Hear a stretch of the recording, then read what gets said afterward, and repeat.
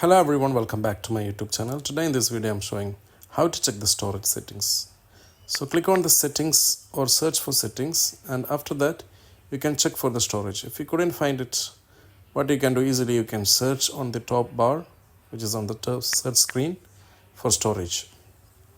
So if you click on the storage, it will open the storage options where you can see how much is the storage available and how much is being used, and you can also see the applications and photos, how much they are using, and WhatsApp if you have, and whatever applications are there and how much storage they are using, and based on this you will be able to clear.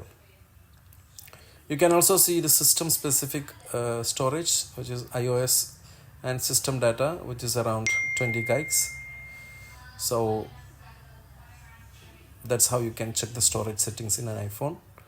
I hope you understood the video. Thank you for watching. Subscribe the channel, click the bell icon for notification. Take care. Goodbye.